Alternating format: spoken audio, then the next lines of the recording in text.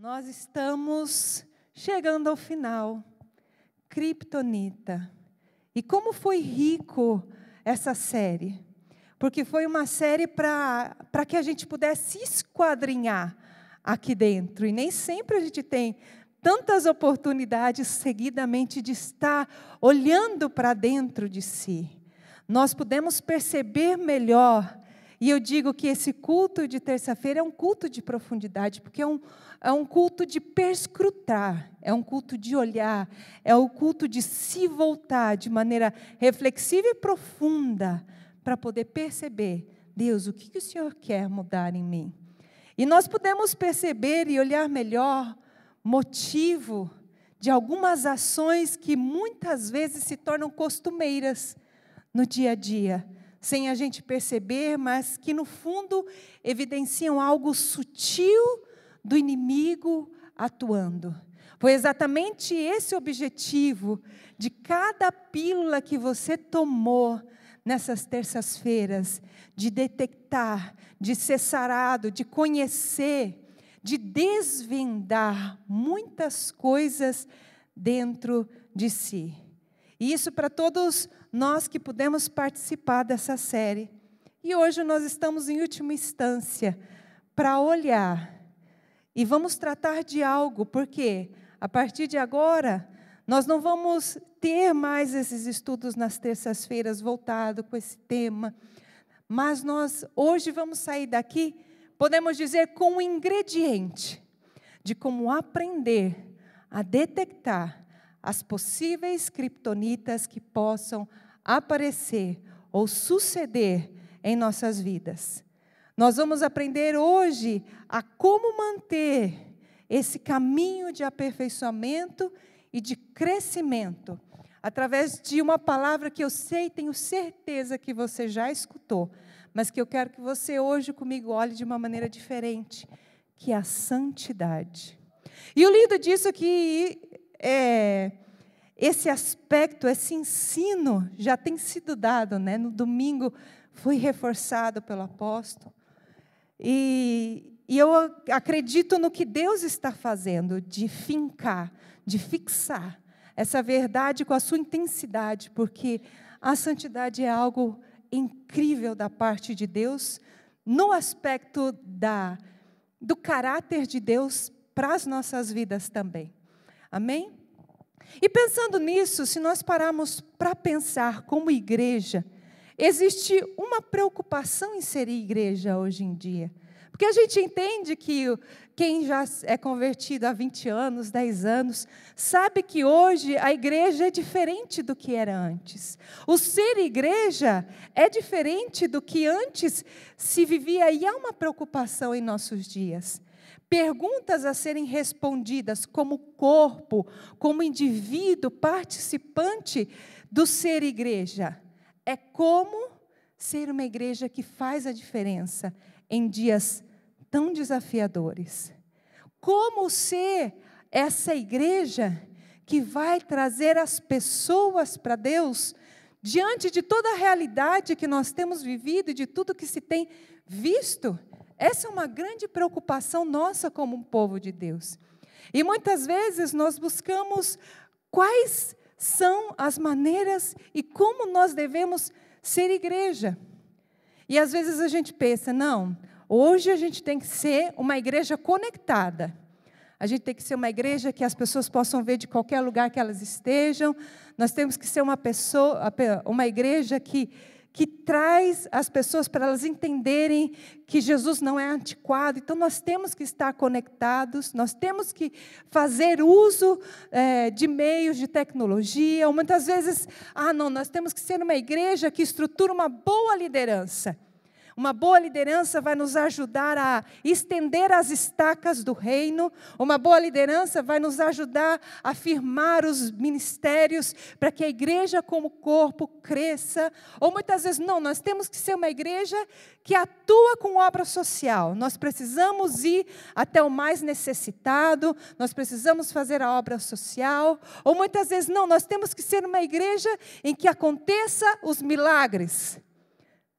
Quem é igreja aqui já pensou em tudo isso? Porque todas todos esses pontos são muito importantes. Mas nenhuma igreja vai conseguir ser boa em tudo, não é verdade? Nós não vamos conseguir ser bons em tudo. E todas essas são muito importantes. E às vezes a gente vai conseguir fazer mais uma e mais outra, e tudo bem. Contudo, existe um só requisito que define a noiva de Cristo, que está lá em Efésios 5:27, que é o que nós vamos expandir nessa noite, que diz assim: para apresentar-se a si mesmo igreja gloriosa, sem mácula, nem ruga, nem coisa semelhante, mas santa e irrepreensível. De tudo que a gente pode se preocupar e que de verdade é relevante para os nossos dias, nós não podemos deixar o essencial. Nós não devemos deixar aquilo que é característica principal, que nos faz ser igreja. Entende? O que nos faz ser igreja é a marca da santidade no corpo de Cristo. E ao falar de santidade, hoje em dia existe uma confusão. Por quê? Porque existem dois aspectos bíblicos acerca de santidade. Ou eu poderia dizer, existe duas santidades segundo a Bíblia. Você sabia disso? Pastora, tem duas santidades? Tem duas santidades bíblicas. E nós vamos falar um pouco sobre isso. A primeira delas é a santidade posicional. E por que eu falo que tem acontecido uma confusão de um modo geral no povo que se diz cristão? Porque às vezes o foco é em uma santidade e simplesmente a outra fica esquecida ou não é focada. Mas é importante entender que as duas santidades bíblicas, elas se complementam. Uma precisa da outra. Não tem como ter uma santidade sem ter a outra. E a primeira é a santidade posicional. É onde em Cristo nós fomos feitos santos por Ele. Com a identificação de Cristo com a nossa condição como pecador, Ele tomou o seu e o meu lugar, não é verdade? E, consequentemente, nós tomamos o lugar dele, como filho, como santo, como puro. Então, Deus nos vê santo através de Cristo. Nós estamos posicionados nesse lugar. Quando nós chegamos a Deus e nós tomamos uma decisão, quando nós aceitamos o sacrifício e trocamos de lugar com Cristo, então eu me posiciono nesse lugar, no lugar de santidade. Eu sou santo e Deus me coloca nesse lugar como seu filho santo. Efésios 1:4 respalda essa verdade e diz assim, olha, como também nos elegeu nele, antes da fundação do mundo, para que fôssemos santos e irrepreensíveis diante dele em amor. Isso quer dizer que antes mesmo de você nascer, antes mesmo de você ter qualquer tipo de atitude boa, Deus já escolheu você para esse lugar, para essa vida, para ser santo, para tomar essa posição. E isso é incrível. Há 19 anos, acredite se quiser, na aliança do casamento, nem parece que passou tanto tempo, mas eu me tornei esposa do pastor Max. Eu aceitei o convite. A partir desse dia da consagração da aliança, eu me tornei dele e ele se tornou meu. E essa foi a minha posição a partir dali. Mesmo que demorou para cair a ficha um pouco do que é ser casado, mas a primeira instância o que se tem? Se tem a posição. A posição como esposa, de igual maneira, a posição como filho santo de Deus que eu e você nos tornamos. E todos aqueles que se aliançam no casamento, sabem que a partir dessa posição, você já não faz mais o que quer. Não é a mesma vida de solteirice, né? Sai a hora que quer, vai com os amigos, volta, não precisa dar satisfação para ninguém. Não é assim. A partir do casamento, tanto um quanto o outro, sabe que tem alguém para servir. Sabe que tem alguém para quem se dedicar. E sabe principalmente que você pertence a alguém. E num relacionamento, num casamento, não existe espaço para uma terceira pessoa. É só ele e ela. E, consequentemente, é o que acontece a partir do momento que nós nos tornamos santos por posição, nós começamos a caminhar em santidade comportamental, que é o segundo, que é o processo do contínuo crescimento em santidade, que aí envolve, sim, a sua e a minha busca pela imitação de Cristo.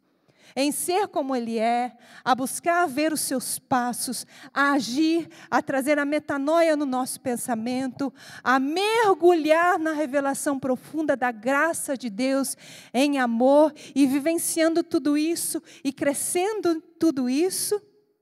Então aqui nós podemos ver até esse momento essas duas santidades. A santidade posicional, que é quando nós somos aceitos e feitos santos, que então desenvolve a santidade comportamental, que é a nossa busca por viver um caminho de santidade. John Wesley define essas duas posições numa frase muito simples, que é assim: a conversão tira o cristão do mundo, posição. E a santificação tira o mundo do cristão, comportamento. 1 Pedro 1, 14, 15, respalda essa santidade comportamental que estamos falando. E diz assim o versículo, como filhos obedientes, não vos conformando com as concupiscências que antes havia em vossa ignorância. Ou seja, você já não pode viver como antes. Você já não pode fazer as mesmas coisas que antes. Agora você é um filho obediente. Lembra dessa palavra dita domingo? Obediente, como ela está relacionada à santidade. Mas, como é santo aquele que vos chamou, sede vós também santos em toda a vossa maneira de viver. Olha aqui, maneira de viver fala de comportamento. E fala no imperativo, sede. Ou seja, faça você com que a sua maneira de viver condiga com aquele que te chamou. E ainda continua em Filipenses 1,6, olha, estou convencido de que aquele que começou a boa obra em você, a gente adora cantar isso, né? Aquele que começou a boa obra em você vai completá-la até o dia de Cristo. E o aspecto interessante desse versículo é que ele me dá um vislumbre, que desde o momento em que você foi posicionado como filho santo, você entrou no processo divino de Deus. E se você, de repente, passar um filme na sua cabeça e pensar desde o dia que você se converteu, teve alguns dias que talvez você pensou, Deus não está aqui, Deus não tem nada comigo, Deus me abandonou. Porque tem momentos que a gente dá essas escapadas na nossa mente, achando que Deus não está em negócio nenhum da nossa vida. Mas nós podemos perceber por esse versículo que desde quando Ele começou a boa obra na sua vida, talvez demorou para alguns mais que outros, mas desde o momento que Ele começou a obra na sua vida, o processo divino está rodando na sua história.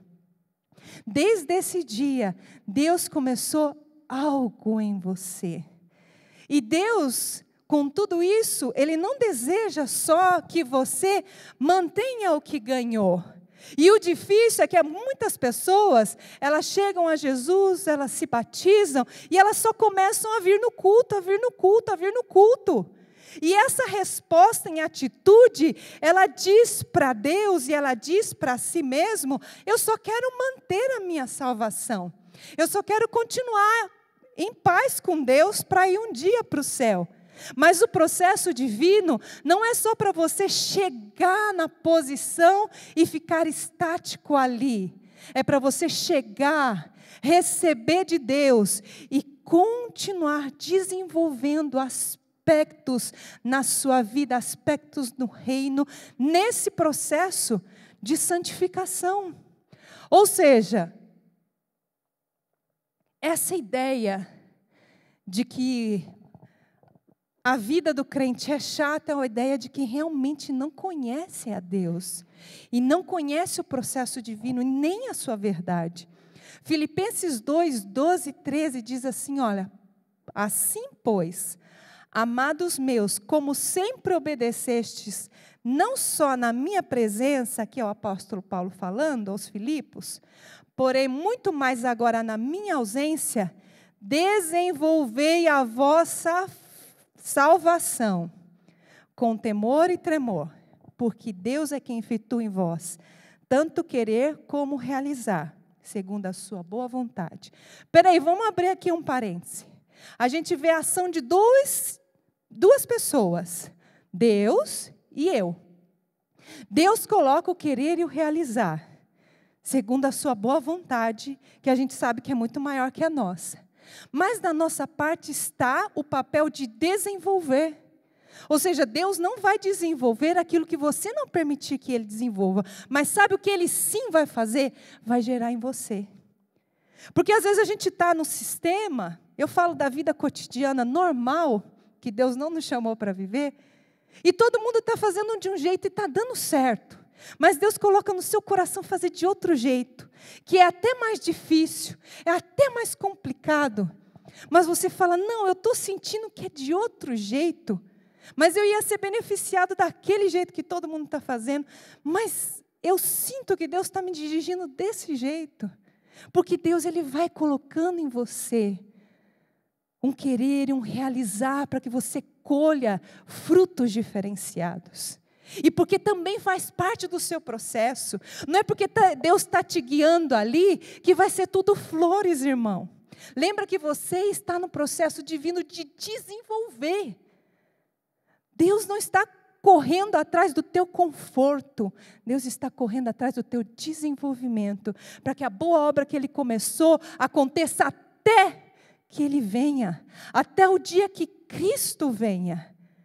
E sabe, pensa em cada face a face que você foi e que Deus falou contigo, em toda essa série Criptonita, em cada noite que Deus te tocou, em cada experiência, cada uma dessas pepitas de ouro, que são porções do céu, faz parte do desenvolvimento da sua salvação, faz parte do processo de santificação, faz parte de Deus cavar lá. Mesmo que você pense, outras pessoas deviam estar aqui que precisam mudar isso e aquilo. Deixa elas, cuidem de você. É o desenvolvimento da sua salvação. É o seu processo que você está vivendo. E desenvolver a santidade nas nossas vidas, muitas vezes leva um rótulo. Muitas vezes as pessoas, inclusive os jovens, pensam, esse negócio de santidade é ser muito crente, é ser muito certinho, é ser muito perfeitinho, é ser muito quadrado. Irmão, santidade está bem longe de ser todos esses rótulos que Satanás usa para enganar, para que as pessoas tenham arrepio, se afaste, para conhecer o que é a verdadeira vivência e progresso em santidade. Ser santo não é ser cheio de máscaras, cheio de jeitos de mais santo ou de espiritual. Santidade é ser autêntico, é ser verdadeiro, é desenvolver profundidade na vida, é aprender humanização nos relacionamentos em dias onde tudo é no robótico, onde tudo é automático, onde os relacionamentos são superficiais. Quando você vive em santidade, você aprende a humanizar e a ser empático, a ser cheio de compaixão. Viver em santidade é ir além das aparências e deixar de viver de sentimentos, porque eu sei que abrir o telejornal é cada notícia que de arrepiar os pelos do braço, irmão. Quem vive no processo de santidade não se deixa guiar pelo sentimento ou medo do sistema, porque o mundo está dando medo, você sabe, né? Mas a gente não vive pelas aparências do que está acontecendo aí fora, porque a gente crê num Deus que é maior. Viver nesse caminho de santidade é conseguir ver a Deus nos detalhes, é conseguir sentar no jardim da sua casa e ver na natureza a expressão da glória de Deus, e permitir que ali, olhando para o passarinho, Deus seja maestro da sua história. E com as coisas simples da vida, Ele compartilha aquilo que é eterno. Assim como Jesus, quando sentava, eu fico pensando nas coisas lindas. Ele falou assim, olha os campos. Jesus usava a própria natureza para mostrar a riqueza do céu para a terra. E o Espírito Santo continua fazendo isso. Aqueles que conseguem degustar desse momento com o Senhor, sabem o quanto é lindo caminhar em santidade para ser aquela pessoa que você sonha em ser. Sabe, aquela pessoa que mostra mais de Deus, aquela pessoa que ama a Deus e que respira de uma vida com Deus. Santidade é poder, em qualquer lugar que você está, porque Ele é acessível, falando em seu coração com Deus, sentir que a atmosfera do céu desce. E que você está ali, vivendo parte do céu, porque você não pertence a esse mundo. Viver o caminho de santidade é Deus te dar autoridade em comparecer perante o tribunal dos santos e pleitear causas eternas. Até o ponto do inimigo falar assim, olha, eu não posso fazer porque aquela pessoa está orando.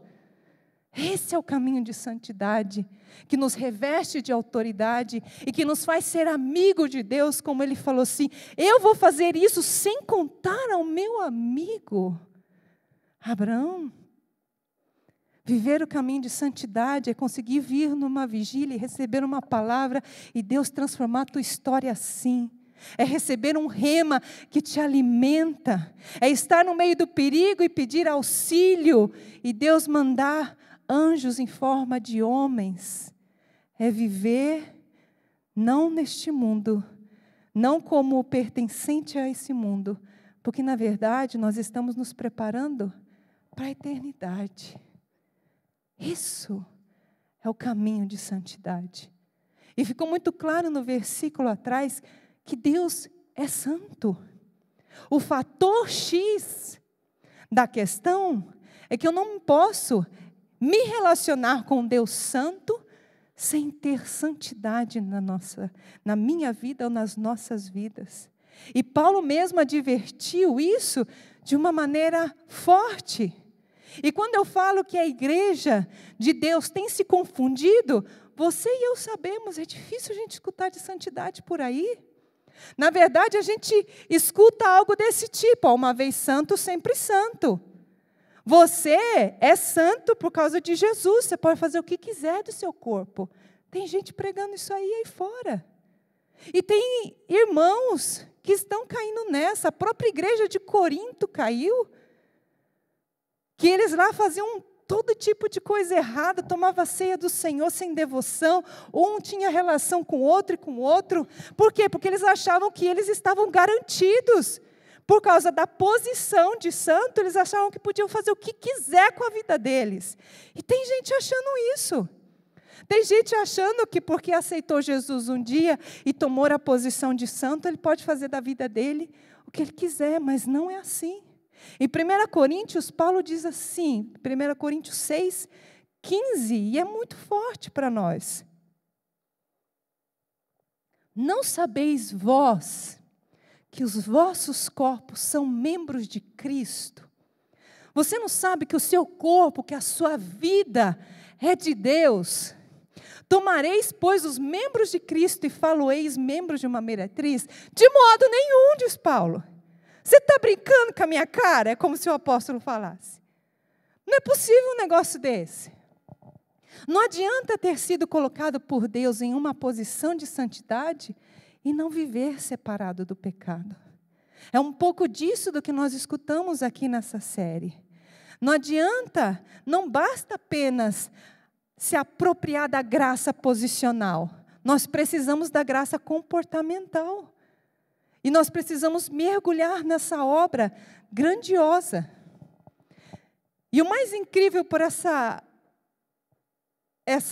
graça, esse amor ser tão infinito e tão maravilhoso, mesmo sendo já tudo de bom, Deus não nos deixa sozinho nesse processo. Para finalizar, eu quero trazer a reflexão de Apocalipse, capítulo 3, versículo 20, que diz assim: Eis que estou à porta e bato. Se alguém ouvir a minha voz e abrir a porta, entrarei em sua casa, e com ele cearei, e ele comigo. O ponto em questão aqui, não é se ele bate ou se ele não bate.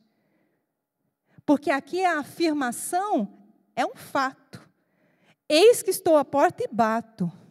Não é uma condicional, não é uma relativização, nada disso. Ele diz que ele está na porta e bato. A condicional vem depois do ponto e vírgula. Se alguém ouvir a minha voz, desse se acontece todo o resto. Você percebeu? Porque na porta ele está a bater. Mas se alguém ouvir, o ponto grave, importantíssimo do texto aqui, é se ouvimos a sua voz. Agora imagine alguém importante vai na sua casa. Imagina a pastora Natália fala, vou almoçar na sua casa, irmão. Você fala assim, vou dar um tapa na minha casa. E aí ela põe um som alto. Quem é dessas? Põe o som alto, ou vai mexer lá atrás, vai tirar toda a bagunça, vai lá estar limpando. Aí, de repente, esquece que vai receber visita. Liga a televisão, começa a ver notícia, depois pega o celular, rola o feed. Aí está lá fora o convidado. Batendo e nada. Por quê? Porque está todo aquele movimento lá dentro. O convidado está batendo, mas você não ouve. E o que provavelmente vai acontecer? Vai embora. A pergunta certa a fazer é o que nos está impedindo de ouvi-lo? Porque eu sei que chega um momento que nós nos encontramos em situações que tudo que a gente quer é ouvir a Deus. A gente fala, Deus, por que o Senhor não me dirige aqui? Porque o Senhor não mostra. E a gente está agoniado, e a gente está passando por situações, e aí vem as pressões do momento, e aí vem culpa, aí vem dor, e você quer ouvir o que Ele tem para te dizer, e você até ora, e fala, Deus, eu não estou ouvindo nada, eu não estou percebendo nada, eu não estou vendo o Senhor responder minha oração. Ou às vezes estamos distraídos, com muitas atividades, com muitas séries, com muitas coisas para fazer. E quando paramos tudo e nos encontramos num absoluto silêncio, percebemos algo. A santidade deixou de ser prioridade. Porque a santidade é vida com Ele. A santidade é comunhão. A santidade é busca e é devoção. A santidade não é hoje, eu busco o Senhor e eu espero só a sexta-feira para o encontro com o Espírito Santo. A santidade é diária, eu com Ele. E saiba de uma coisa que eu tenho constantemente ouvido do Senhor: Satanás vai tratar de tirar o seu foco. Ele vai tratar de distrair você com tudo que ele pode. Sabe, quando você está indo com Deus e de repente vem uma situação que passa assim o rodo e você cai, você não sabe nem por onde levantar. Satanás vai tratar de um momento preciso, onde você está caminhando com Deus, tirar o seu foco, colocar pessoas, colocar situações, encher o seu coração de raiva, colocar alguém que te traia, alguma situação que te atormente, porque Ele sabe que nas andanças frenéticas da vida são exatos momentos que Ele escolhe para colocar as criptonitas dentro de nós. Nos momentos que nós estamos distraídos em tantas coisas, vem uma criptonita ali que afaga a alma, e aí, não tem nada a ver. Vai ser só uma vez, depois eu peço perdão para o Senhor. Todo mundo faz, por que eu não posso fazer também? E de repente está ali, instalado, aquela criptonita. Então, para finalizar, o que eu quero dizer, que a gente entenda que o filtro da santidade é aquele que vai detectar as criptonitas na nossa vida. E nós ouvimos a obediência, ela gera santidade. E a santidade, ela gera uma vida abundante. E é esse caminho que o Senhor quer que nós continuemos a perpetuar depois dessa série. Obediência, santidade, vida abundante. Porque Deus não quer só aquilo que Ele te deu até agora. Ele quer te fazer continuar crescendo à semelhança de Jesus. E a promessa para esse processo divino está em João 14, 21, que é lindo. Diz assim, aquele que tem os meus mandamentos e os guarda, esse é o que me ama. E aquele que me ama será amado de meu Pai. E eu o amarei e me manifestarei a Ele. Nós entendemos que a obediência que gera a santidade, Ele não nos permite só viver debaixo da cobertura de Deus, mas em cercania e intimidade com Ele. E isso faz toda a diferença. Eu sei que quando nós assistimos a algum tipo de trama que tem um herói, que a gente introduziu essa série, a gente sempre torce para que o herói ganhe, não é verdade? Com o seu poder, com as suas capacidades, como aquela perguntinha, né? Meu filho já fez para mim, não sei se algum dos filhos fez. Mãe, se você pudesse ter algum superpoder, que poder você teria? A mente da criança. Eu falei, eu teria o poder de curar as pessoas igual Jesus, é esse poder que eu queria. E as crianças, elas têm essa torcida e isso é gerado em nós. Nós queremos que o bem prevaleça, porque a eternidade está dentro de nós. E Jesus, Ele é o único super-herói que não só tem vencido e vencerá, mas Ele também nos habilita com poder e graça para vencer as guerras do dia a dia. E não só as nossas guerras, Ele chama a cada um de nós para vencer as guerras dos outros também. Ele nos chama para vencer, Ele nos dá poder e graça a cada dia para viver e para vencer. E quando nós escolhemos viver essa vida de santidade, nós nos tornamos de fato um farol no mundo. Porque de tantas coisas que se ouve, inclusive sobre a religião evangélica, quando alguém vê um crente de verdade, ele fala, ainda existe gente de Deus. Ainda existe uma igreja que serve a Deus. Ainda existe gente nobre e que realmente ama Jesus. E essas pessoas somos nós. Essas pessoas que Deus chamou para ser luzeiros no mundo, para ser luz do mundo, somos eu e você. E não acredite que é com vários atributos que você vai fazer isso. Você vai fazer isso, eu e você, com a santidade. Amém?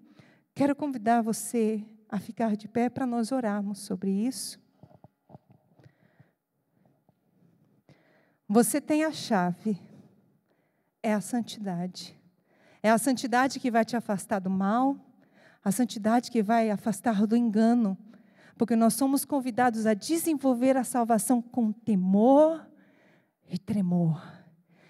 E esses dois pontos é o que fortalece a santidade para andar com zelo, para andar com devoção, para andar com temor, para realmente ter os olhos de raio-x para poder detectar quando alguma criptonita se aproximar de você, se aproximar da sua casa, se aproximar da sua família.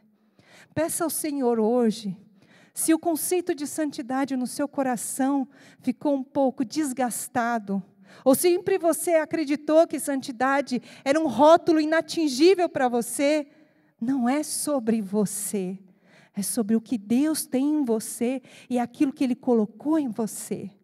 O agente Espírito Santo é aquele que te ajuda no caminho de santidade, é a sua palavra viva. A Bíblia Sagrada são os caminhos que te levam, são agentes de santificação, o Espírito Santo e a palavra. Não os abandone, não abandone a devoção, não abandone o zelo, e você não vai cair nas ciladas do diabo. Vamos orar sobre isso. Senhor, ajuda-nos, ó Deus, a realmente gravar isso com força e intensidade no nosso coração, a entender que o caminho de santidade é um caminho profundo, não é um caminho para a pessoa X ou para a pessoa Y, é o caminho do Senhor para mim. E o que esse mundo precisa ver são crentes de verdade. E os crentes de verdade são aqueles que escolhem o caminho da santidade, que escolhem aprender a detectar, que escolhem a não ir com a massa das escolhas de todo mundo, que escolhem não tomar a forma desse mundo, mas que escolhem a obediência que gera santidade e vida abundante.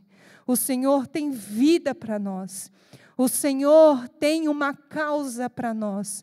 E o Senhor nos deu hoje um segredo, que é a santidade, para aprender a identificar aquilo que quer destruir as nossas forças. Se por acaso você nessa noite ou tem se sentido tão fraco na fé, que hoje você possa tomar essa pílula de conhecimento e colocar em prática. Acesse a palavra todos os dias. Acesse o Espírito Santo todos os dias. Eu duvido que a sua vida não vai ser fortalecida nele. Em pouco tempo, você vai estar vendo coisas diferentes na sua história. Ó Pai, faz assim em nós, santifica a sua igreja, porque o Senhor vem buscar uma igreja santificada para si. Em nome de Jesus, marca os nossos corações com essa verdade, porque ela é uma verdade eterna da sua palavra, da sua vida em nós, no caminho de santidade. É assim que eu oro e te agradeço, ó Pai, em nome de Jesus. Amém. Amém.